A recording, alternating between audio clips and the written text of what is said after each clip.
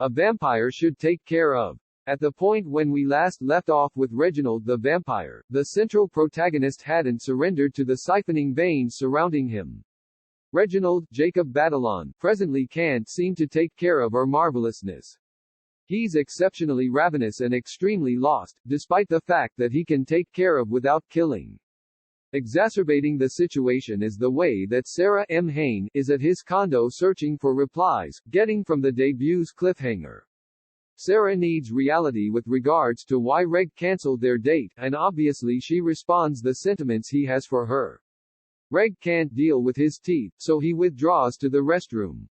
He sees himself in the mirror, and this is the sort of thing that promptly separates the principals of this show from exemplary vampire legend. The parasites on this show have reflections, and they can see them.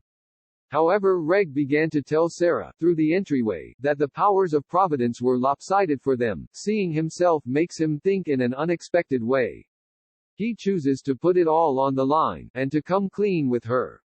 What I wasn't telling you, my enormous striking unimaginable mystery, is I'm a fucking vampire. He opens the entryway, and Sarah is no longer there. She heard none of what he said, in light of the fact that Maurice Mandela Van Peebles is there all things being equal, and he has placed a marvelousness on Sarah, who has proactively left.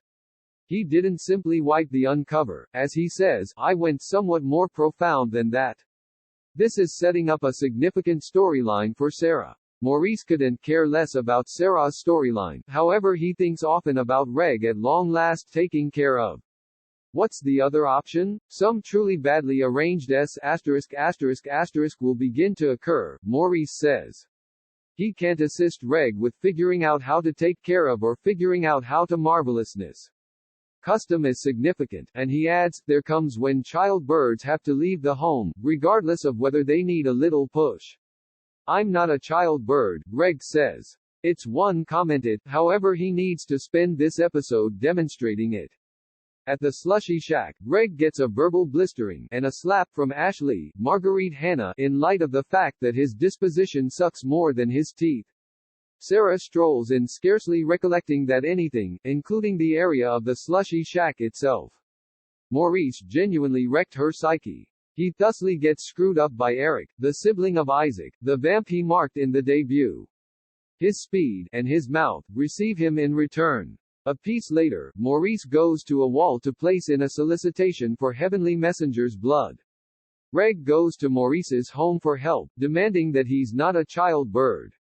He's sort of beating on the entryway of the home, however makes no difference either way. He experiences Mike all things being equal, who offers him with regards to about affection, glamoring, and that's only the tip of the iceberg. In the long run, Reg is told, she'll recover how she feels about you, and that is reasonable the greatest solace. At the point when Maurice gets back home, Reg shares his extraordinary improvement of outrageous knowledge. After he's gone, Maurice and Mike get a visit from Angela, Savannah Basley. She guarantees Maurice that Eric will at this point not be an issue, and refers to him as youthful warrior, while being for the most part unpropitious. She sends an extravagant greeting the following day. Reg's endeavors to take care of are miserable, particularly when he offers cash to somebody in return for allowing him to make it happen. He comes up short with one of his slushy shack regulars also, however he shows her his teeth. She shows compassion for him and chooses to help. How might she trust him?